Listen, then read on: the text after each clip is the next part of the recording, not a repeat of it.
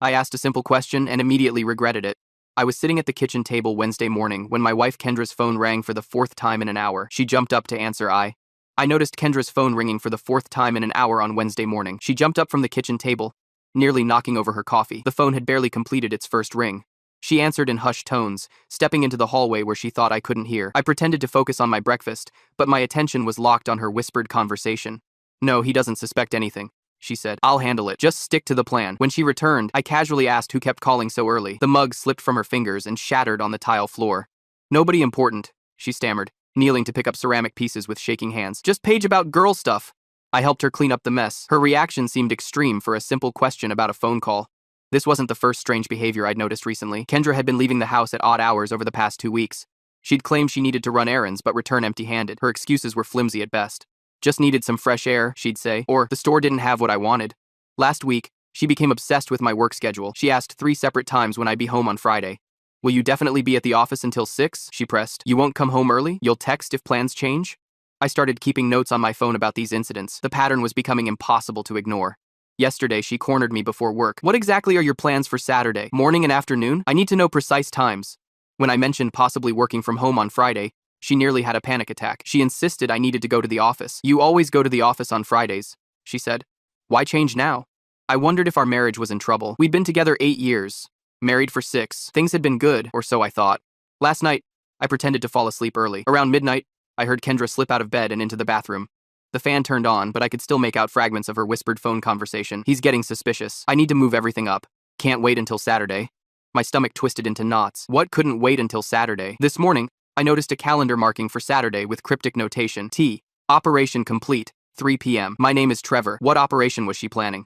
I checked her phone while she showered. An unknown number had been texting her with what looked like code phrases. "Eagle lands at 2. Packages secured. Confirm timeline." I considered checking her email but decided against it. That felt like crossing a line I wasn't ready to cross. Instead, I resolved to pay closer attention. Something was definitely happening behind my back. The most troubling part wasn't the secrecy itself, it was how coordinated everything seemed.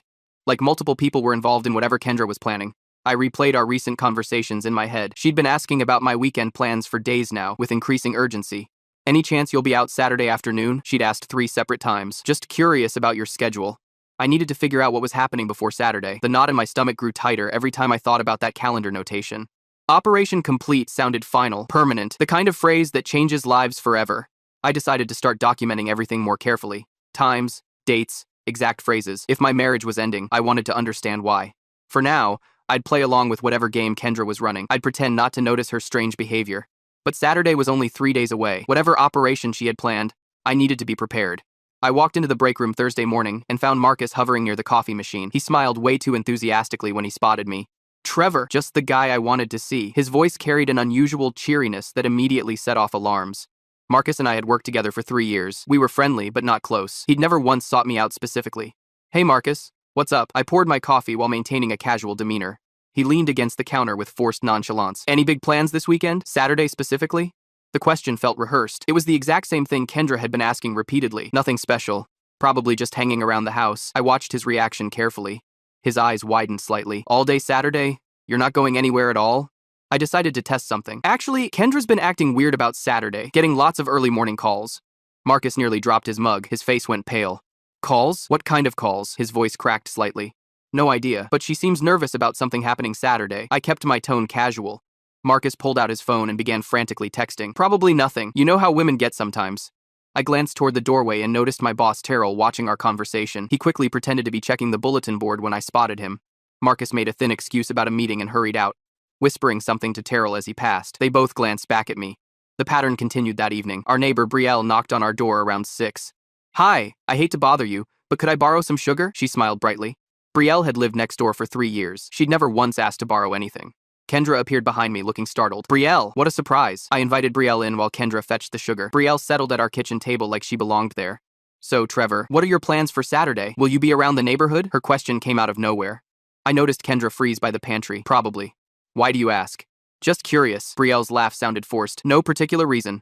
When Kendra handed her the sugar, they exchanged a meaningful glance. I pretended not to notice. After Brielle left, my phone rang. It was my sister, Nyla. "Hey Trevor, Mom and Dad are hosting a family gathering on Saturday. Can you make it?" Her voice had the same fake cheerfulness as Marcus. "This is the first I'm hearing about it. What's the occasion?" I kept my tone neutral. Just a family thing, around 3 in the afternoon. Nyla sounded like she was reading from a script. Sorry, I can't make it Saturday. I waited for her reaction. I heard her whisper, shit, away from the phone, followed by muffled conversation with someone else.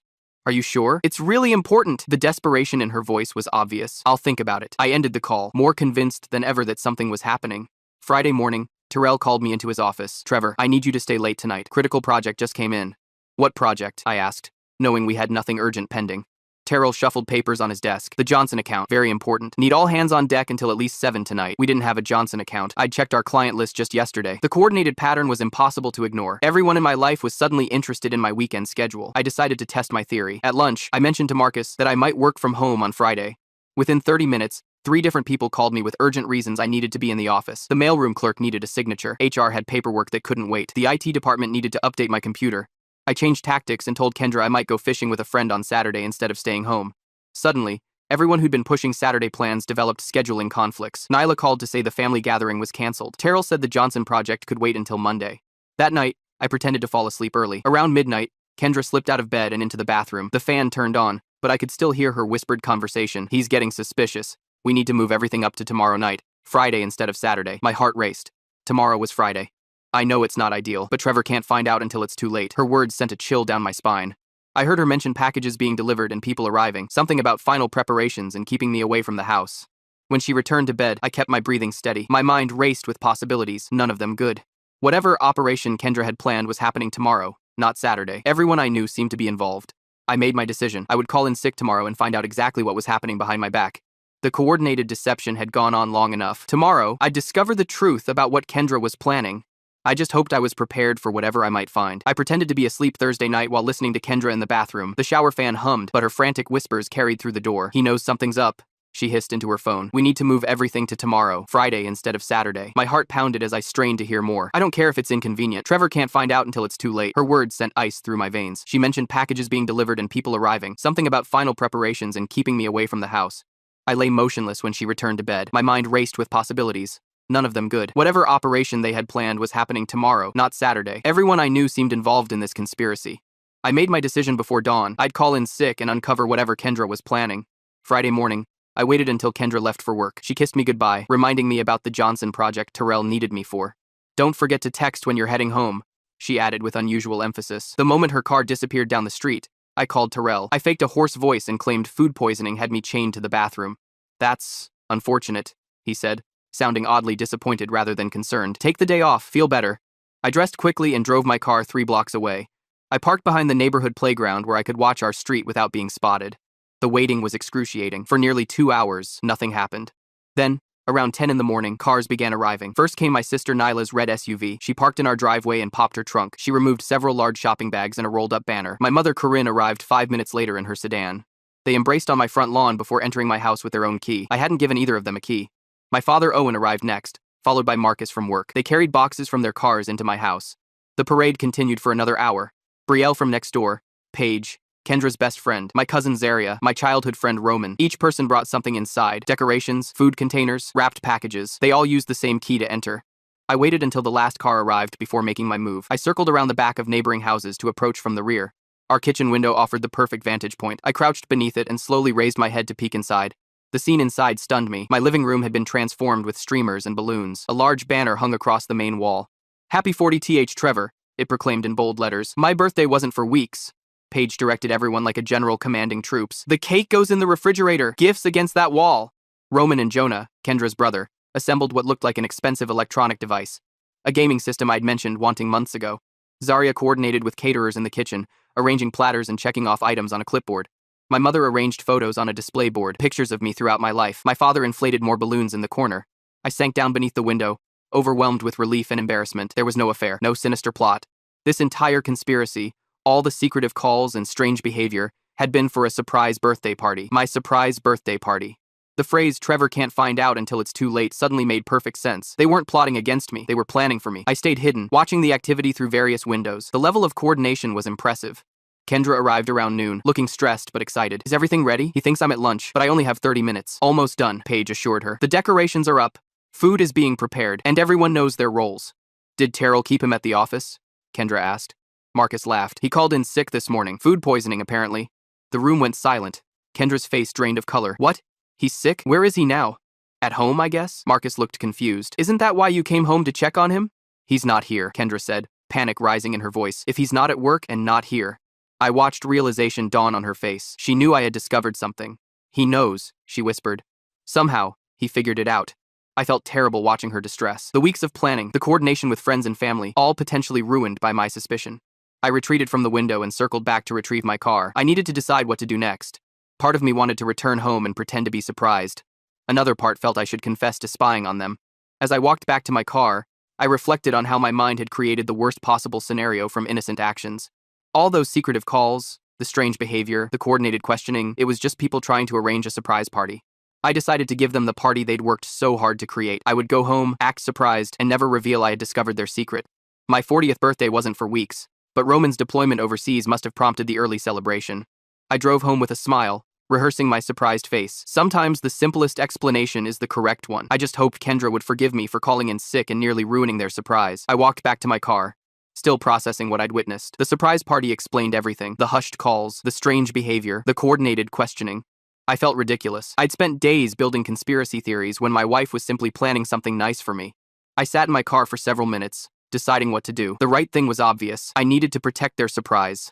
I started the car and drove around for a few hours. I visited a bookstore, grabbed lunch, and killed time until my normal arrival hour. Around 5 in the afternoon, I pulled into our driveway. I noticed several unfamiliar cars parked down the street. I entered the house with my work bag, acting completely normal. Kendra greeted me in the entryway, her smile slightly forced.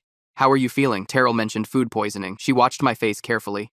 Much better now. Must have been something I ate yesterday. I kept my expression neutral. Kendra suggested we relax in the living room. I followed her lead, pretending not to notice her nervous glances. Why don't you turn on the lights? She suggested as we entered the darkened room.